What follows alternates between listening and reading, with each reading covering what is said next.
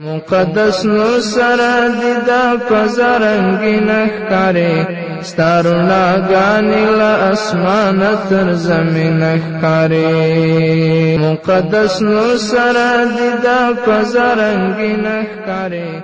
قدرمنو اوریدونکو، ستاسو پام راوړو د الحاج مولوي محمد یاسین فهیم صاحب د رسول الله صلی الله علیه وسلم سپېڅلې نصیحتو خپرونې ته په دې هیله چې دا خپرونې تر پایه پورې واورئ او پوره ګټه ځینې واخلئ. والدین زما او ستا حبیبه زما په رګو کې لا قدیمه دا ستا وینه ښکاري. بسم الله الرحمن الرحيم. الحمد لله رب العالمين حمد الشاكرين، والصلاة والسلام على سيد الأنبياء والمرسلين سيدنا ونبينا وشفيعنا ومولانا محمد وعلى آله وأصحابه الطيبين الطاهرين. قدرمنو اوریدونکو د ژوند د لارې د خپرونې مینوالو، السلام علیکم ورحمة الله وبرکاته. ستاسو روغتیا او خوشحالي د پاک رب نه غواړم، په دې هیله چې د صحت او عافیت جامې په تن ولرئ او خوشحالي مو په برخه وي. دا دی زه محمد یاسین فهیم د ژوند د لارې د خپرونې په وړاندې کولو کې ستاسو په خدمت کې یم. زموږ د نن ورځې خپرونې موضوع بیا هم د سرور کائنات محمد رسول الله صلی الله علیه وسلم نصیحتونه. د رسول اکرم صلی الله علیه وسلم 45 نصیحت دا دی چې تاسو په آخره زمانه کې ګوشهنشیني اختیار کړئ، یعنی هغه ځایونو کې چې هلته فساد وي، منکرات وي، بدبختی وي، چې تاسو د هغو مخه هم نشئ نیولی، نو تاسو د هغه ځای نه هجرت وکړئ، یو ګوشه ځای کې هلته د خپل ژوند تیروئ.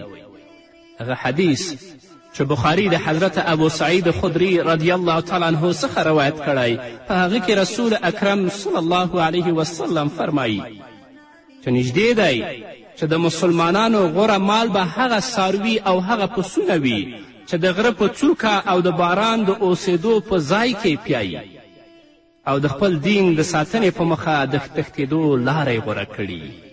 یعنی هغه څوک چې د غرونو څوکو ته ځي او هلته د خپل څاروي پیایي، چې هلته اکثر باران هم وریږي، نو بهترین مال د هغه دغه څاروي دي، او د دې هدف او مقصد دا هم دا دی چې د خپل د دین د ساتلو لپاره د تیښتې لاره غوره کړې ده. نن ورځ موږ وینو چې په اکثرو ښارونو کې فساد او منکرات د خپل اوج ته رسیدلی دي، او الحمدلله هغه ورونه او خویندې چې په اطرافو په غرونو کې ژوند کوي، هغوی د خپل د دین پابند دي. نو الله رب العزت دې موږ ته توفیق راکړي چې تر خپل وسه پورې چې په هر ځای کې د الله نه وویریږو، او قیامت تل لپاره زموږ سترګو ته ولاړ وي چې نن دی سبا دی، نن دی سبا دی، او د الله ویره راسره وي چې کله هم بد عمل ته موږ او تاسو لاس اوږد نه کړو. د رسول اکرم صلی الله علیه وسلم 46 نصیحت هغه دا دی که په یو مجلس کې ناوړه خبره وشي نو تاسو توبه باسئ. ابو داود او ترمذي د حضرت ابو هریره رضی الله تعالی عنه نه روایت کوي چې رسول اکرم صلی الله علیه وسلم وفرمایل له چا څخه چې په یو مجلس کې ډیرې نامناسبې خبرې وشي نو هغه دې له مجلسه تر ولاړېدو وړاندې دا دعا ووایي: اشهد ان لا اله الا انت استغفرك واتوب الیک، یا سبحانک اللهم وبحمدک نشهد ان لا اله الا انت استغفرك واتوب الیک. نو په یو مجلس کې چې څومره ناوړې خبرې کړي، چې کله د مجلس نه فاڅي د هغه نه وړاندې چې دا دعا ولولي، نو الله رب العزت به هغه څه چې دی په دې مجلس کې وي ټول به الله ورته معاف کړي. یعنې زه شاهدي ورکوم چې له تا پرته بل معبود نشته، له تا بښنه غواړم او تا ته توجه کوم. رسول الله وایي که کله دا دعا ولستله نو دې ته به بښنه کیږي د هغه شي چې دی په دې مجلس کې ویلي دي. الله رب العزت دې زموږ مجلسونه د دین مجلسونه وګرځوي. الله دې زموږ مجلسونه د علم مجلسونه وګرځوي. الله دې زموږ مجلسونه د ذکر مجلسونه وګرځوي، هغه مجلسونه چې په هغه کې الله یاد کړو، په هغه کې د الله رسول یاد کړو، او په هغه کې د دین د خبرې یادونه وکړو چې یو څه ځان ته برداشت کړو. اما متاسفانه موږ نن وینو چې زموږ مجلسونه د لهو و لعب او همدارنګه د غیبت نه ډک دي، په ځانګړې توګه زموږ د خویندو مجلسونه. اول خو د الله رب العزت موږ د ناوړو خبرو نه وساتي که بیا هم موږ په مجلس کې څه ویلي نو دغه دعا د مجلس د ولاړېدلو نه وړاندې ووایئ. الله رب العزت به هغه څه چې تاسو ویلي هغه به درته معاف کړي. همدارنګه بل حدیث ابو داود د حضرت ابو هریره رضی الله تعالی عنه څخه روایت کړی. رسول اکرم صلی الله علیه وسلم فرمایي ما من قوم یقومون من مجلس لا یذکرون الله تعالی فیه الا قاموا عن مثل جیفة حمار وکان لهم حسره. رسول اکرم صلی الله علیه وسلم فرمایي له یو داسې مجلسه چې په هغې کې د الله نوم نه وي یاد شوی د ولاړېدونکو مثال داسې دی لکه چې د مردارې خرې نه ولاړیږي، یعنی یوه جیفه او مرداره پرته وي هلته ناست وي د هغې نه دا ولاړیږي او هغوی لره بېنصیبي او افسوس دی. نو باید کوشش وکړو قدرمنو اوریدونکو مسلمانانو ورونو او خویندو چې د خپل مجلسونه د الله په ذکر باندې تازه کړو، د خپل مجلسونه د محمد رسول الله صلی الله علیه وسلم په درود باندې ښایسته کړو او تل لپاره کوشش وکړو چې په خپل مجلسونو کې امر بالمعروف او نهی عن المنکر وکړو. دا نه چې په خپلو مجلسونو کې موږ الله ولعب ته ځای ورکړی چې هم الله رانه ناراضه وي او هم د الله رسول نه را ناراضه وي. نه باید کوشش وکړو که په مجلس کې څوک ناوړه خبره کوي تر خپل وس او توانه پورې موږ او تاسو د هغه معنی شو او هغه ته وایو چې کومه خبره ته کوې دا دین سره تړاو نه لري، په دې باندې الله درنه خفه کیږي، په دې باندې د الله رسول درنه خفه کیږي. که دا نشي کولی نو د هغه مجلس نه باید ته ولاړ شي. هغه خلک چې په مجلسونو کې الله ولعب وایي، ناوړه خبرې کوي، کفري الفاظ وایي، هغو سره په مجلس کې ته اشتراک مه کوه، ګډون مه کوه، ځکه کومه غضب د الله چې په هغو باندې راځي هغه به تا باندې هم راځي. نو د مجلس نه ولاړ شه. نو خویندو او ورونو ته زما دا توصیه ده چې لا ولا په مجلسونو کې پرېږدئ. الحمدلله موږ مسلمانان یو، د دین یوه خبره په خپل مجلس کې راګډه کړئ او د هغه په اړه د یو بل نه تاسو معلومات واخلئ، الله یاد کړئ، د الله رسول یاد کړئ. خدای مکړه داسې نشي لکه څنګه چې رسول الله فرمایي هغه قوم چې په یو مجلس کې ناست وي هلته الله نه یادوي چې کله د مجلس نه پاڅي د هغو مثال داسې دی لکه د یو مردارې سره چې ناست وي او د هغه نه بلاړیږي. الله رب العزت دې زموږ مجلسونه په خپل ذکر سره ښایسته کړي او الله دې توفیق راکړي چې د رسول اکرم صلی الله علیه وسلم دا نصیحتونه په خلاص غوږونو باندې واورو، په خلاصو غوږونو باندې واورو او په خپل ورځني ژوند کې هغه عملي کړو. د رسول اکرم صلی الله علیه وسلم 40 نصیحت هغه دا دی چې تاسو تسبیح وایئ، یعنی د الله پاکي بیانوئ. مسلم د حضرت ابوذر رضی الله تعالی عنه نه یو حدیث روایت کوي. هغه فرمایي چې رسول اکرم صلی الله علیه وسلم ما ته وویلې چې ای ابوذره زه تا ته هغه کلام در وښیم چې الله ته تر هر شي خوښ دی. ای ابوذره زه تا ته هغه کلام در ونه ښیم چې الله ته تر هر شي خوښ دی. ابوذر وایي ما ویلې هو یا رسول الله راویښیه. نو رسول اکرم صلی الله علیه وسلم راته وویلې چې الله رب العزت ته تر ټولو دا کلام خوښ دی چې سبحان الله وبحمده. ان احب الکلام الی الله تعالی سبحان الله وبحمده. بېشکه الله ته محبوب کلام سبحان الله وبحمده دی. نو د دې پر ځای چې په مجلسونو کې لهو لعب وایو، غیبت کوو، د خلکو کمی او زیاتی ته هلته متوجه کیږو، د هغه پر ځای په ژبه باندې ووایي چې سبحان الله وبحمده سبحان الله العظیم. الله به هم درنه راضي شي، الله به عزت د دنیا او د آخرت به هم درکړي او د دنیا او د آخرت خیر چې د الله نه غواړي الله به هغه هم درکوي. بل حدیث دی په مسلم کې چې د رسول اکرم صلی الله علیه وسلم نه پوښتنه وشوه چې تر ټولو غوره ذکر کوم یو دی. رسول اکرم صلی الله علیه وسلم ورته وفرمیل ما اصطفى الله لملائکته او لعباده سبحان الله وبحمده. هغه چې الله د خپلو ملائکو او بندګانو لپاره غوره کړی دی هغه سبحان الله وبحمده دی.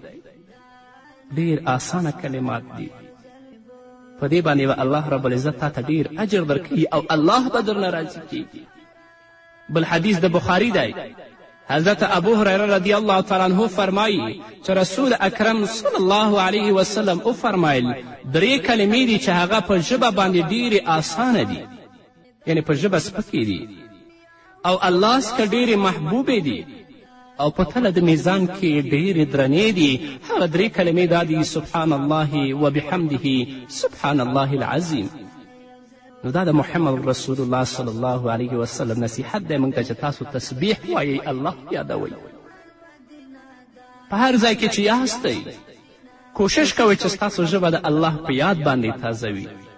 که غواړئ چې الله درنه راضي شي، که غواړئ چې د زړه زنګم ختم شي، په هغه کې د الله نور ځای ونیسي، نو تاسو د الله تسبیح او تقدیس بیانوئ. ناوړه مجلسونو کې اصلا ګډون مه کوئ. او که په کم مجلس کې تاسو ناست یاستئ هلته منکرات وي، لهو لعب ویل کېږي، تاسو د هغه مخه ونیسئ.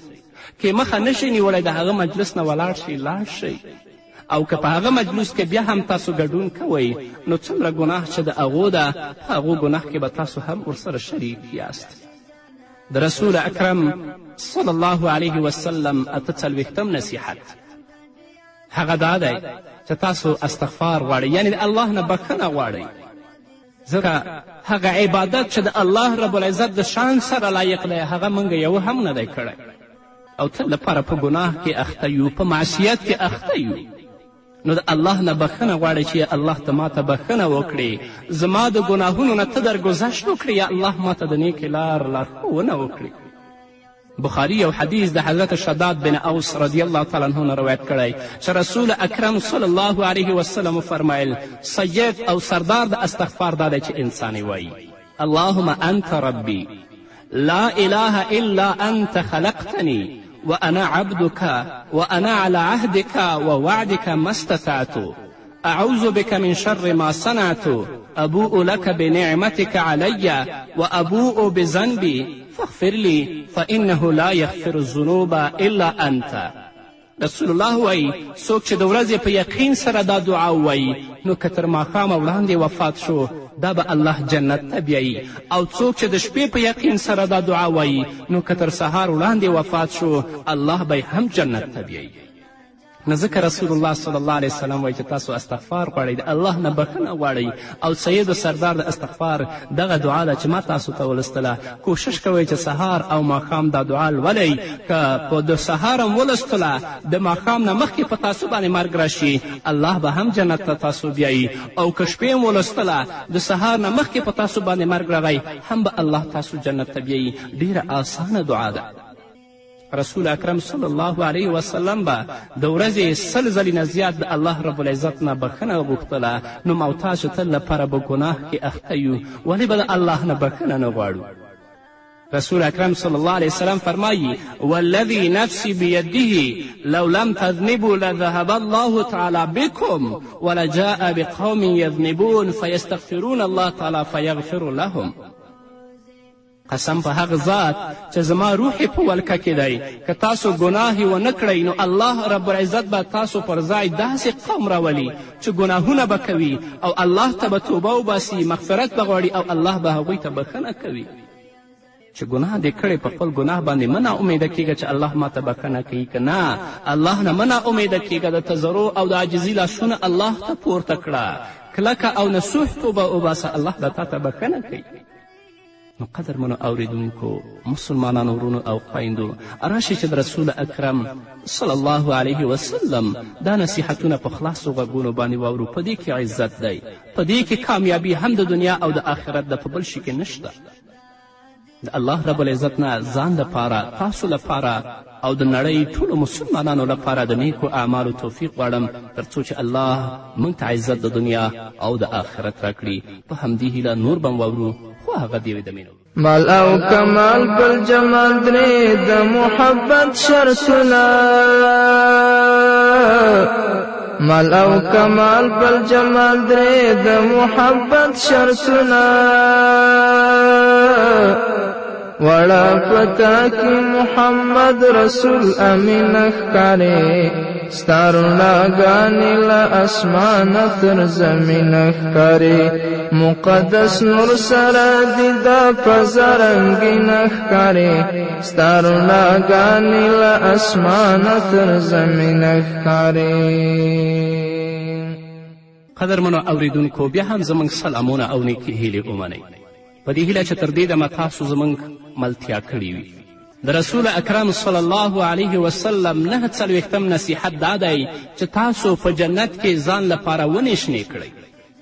حضرت ابو هریره رضی الله تعالی عنه فرمایي چې ما یوه ورځ په مدینې منوره کې ونې شنې کولې، نیالګي مې ایښودل. په همدې منځ کې رسول اکرم صلی الله علیه وسلم زما په خوا کې تېرېده. نو رسول اکرم صلی الله علیه وسلم ما نه پوښتنه وکړه چې ابا هریره څه کوې؟ ما ورته ویلې د الله رسول الله د ځان لپاره ونې شنې کوم. رسول الله صلی الله علیه وسلم ما ته ویل چې زه د دې نه تا ته د ښو ونو شنه کول در ونه ښیم. ما ویل ولې نه ای د الله رسوله؟ نو رسول اکرم صلی الله علیه وسلم راته ویلې چې دا دعا وایه: سبحان الله والحمد لله ولا اله الا الله والله اکبر. دا دعا وایه تغرس لك بكل حدة شجرة في الجنة. چې کله دا دعا وایي د دې په ویلو به ستا لپاره د هرې کلمې په بدل کې په جنت کې یوه ونه شنه شي. سبحان الله والحمد لله ولا اله الا الله والله اکبر. ډیر آسان کلمات دي. په دنیا کې خو زحمت وباسو د محدود ژوند لپاره، ټول عمر په خواري باندې تیروو، نه ګرمي راته معلومیږي نه ساړه راته معلومیږي، خو زحمت وباسو چې د دنیا محدود ژوند زموږ څنګه ښایسته شي. هغه ابدي ژوند چې تل لپاره به ته هلته ژوندی یې، هلته نه مرګ شته، هلته نه درد شته او نه تکلیف شته. راشه د هغه ژوند لپاره هم څه په دنیا کې وکړه. آسانه کلمات وایه چې سبحان الله والحمد لله ولا اله الا الله والله اکبر. در دې چې په هغه مجلس کې لهو لعب کیږي، تسبیح راواخله، د الله یاد کول، الله ذکر کوه چې الله رب العزت تا ته په جنت کې ونې شنې کړي، الله رب العزت دې هلته مرتبې اوچتې کړي. په ځانګړې توګه زما دا سپارښتنه خپله خویندو ته ده چې د خپل مجلسونه د الله په ذکر باندې ښایسته کړئ، په زړه کې او په لاس باندې د الله یاد کوئ. غیبت او هغه ناوړه خبرې چې تاسو په مجلس کې کوئ د هغې نه اجتناب وکړئ که غواړئ چې الله درنه راضي شي. د رسول اکرم صلی الله علیه وسلم 50 نصیحت هغه دا دی چې د زهري شیانو له خوړلو د ځان ساتلو لپاره دا دعا وایئ. یعنی که تاسو غواړئ چې مار، لړم، همدارنګه نور زهري شیان تاسو ته تکلیف در ونه رسوي، نو دا دعا وایئ، الله رب العزت به هم د هغو د شر نه ساتي. مسلم او ترمذي د حضرت ابو هریره رضی الله تعالی عنه نه روایت کړی چې یو سړی رسول اکرم صلی الله علیه وسلم ته راغی او ویې ویلې چې ای د الله رسوله زه تېره شپه یو لړم وخوړلم، یعنې لړم وچیچلم. رسول اکرم صلی الله علیه وسلم ورته ویل که تا د شپې دا دعا ویلی وی نو هغه به تا ته تاوان نه وی در رسولی. هغه دعا دا ده: اعوذ بکلمات الله التامات من شر ما خلق. زه د الله په پوره کلماتو د هغه د مخلوق له شره پناه غواړم.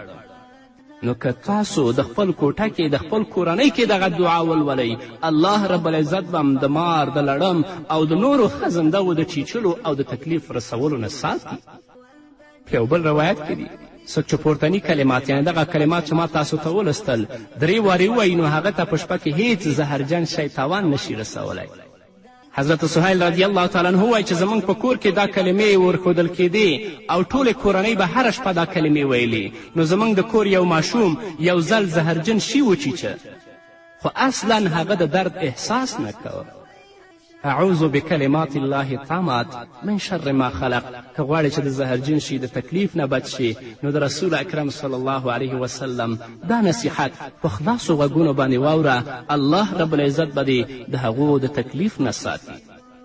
او که ستاسو په کورنۍ کې څوک زهرجن شي وچیچل، بیا ډیر په اخلاص سره تاسې سورې فاتحه الحمدلله رب العالمین تر پایه پورې ووایئ او د خپل ګوته لمده کړئ. په کوم ځای کې چې چیچلی هلته یې مسه کړئ، الله رب العزت به هغه ته شفا ورکوي. یو لوی حدیث بخاري د حضرت ابو سعید خدري رضی الله تعالی عنه نه روایت کړی دی. هغه فرمایي چې د صحابه کرامو یوه ډله په سفر روانه وه، نو هغوی د عربو یو کلي ته ورسېدل او د هغه کلي د خلکو نه د خوراک او د ډوډۍ غوښتنه وکړه، خو هغو انکار وکړه. د رسول اکرم صلی الله علیه وسلم صحابو ته خوراک ورنه کړ. نو د دې کلي مشر یو زهرجن شي وچیچه. هغوی ډیر کوشش وکړه خو ګټه یې ونه کړه چې د هغه درد آرامه شي. په هغوی کې ځینې خلک وویل که تاسو دې قافلې ته ورشئ چې له کلي سره یې اړولي دي نو کیدای شي چې یو شی ځینې ترلاسه کړئ. د صحابه و کرامو قافله یې ښودله. نو هغه خلک راغله صحابه و کرامو ته، ورته ویل چې زمونږ مشر یو زهرجن شي چلی دی، موږ ډیر کوششونه وکړه خو هغه ته یې ګټه ونه رسوله. که تاسو سره څه وي نو تاسو د زمونږ د مشر تداوي او درملنه وکړئ. یو صحابي ویلي هو په الله باندې قسم دی چې زه دم کولی شم، خو موږ د تاسو نه د خوراک غوښتنه کړې وه، تاسو موږ ته خوراک رانه کړه.